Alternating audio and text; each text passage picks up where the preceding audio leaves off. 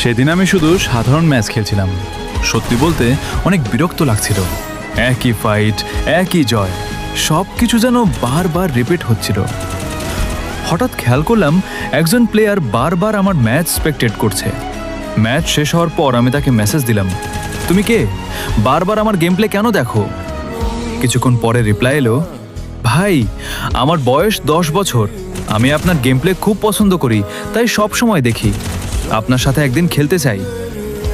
কথাটা শুনে একটু অবাকও হলাম, আবার ভালোও লাগলো। আমি জিজ্ঞেস করলাম, তোমার নাম কি? সে বলল, আরমান। সেদিন আমরা একসাথে খেললাম, তারপর প্রায় প্রতিদিনই খেলতাম। সে আর আমার কাছে কোনো র্যান্ডম প্লেয়ার ছিল না। ধীরে ধীরে সে আমার ছোট ভাইয়ের মতো হয়ে গেল। আমি তাকে খুব আদর করে ডাকতাম। ওর সাথে খেলতে সত্যিই অনেক ভালো লাগতো। কিন্তু একদিন হঠাৎ ওর একটা মেসেজ এলো, ভাই আমি হাসপাতালে, আজ অনলাইনে আসতে পারবো না।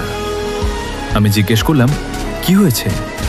ও উত্তর দিল, আমার লাস্ট স্টেজ ক্যান্সার, কাল আমার চিকিৎসা হবে। মুহূর্তের জন্য আমি কি বলবো বুঝতে পারিনি, শুধু লিখেছিলাম, সব ঠিক হয়ে যাবে, কোনো টেনশন নিও না, আমি অপেক্ষা করব। সেদিন খুব তাড়াতাড়ি গেম বন্ধ করে দিলাম। মনে মনে শুধু ওর জন্য দোয়া করছিলাম। একদিন গেল, 2 দিন, 3 দিন, 1 সপ্তাহ।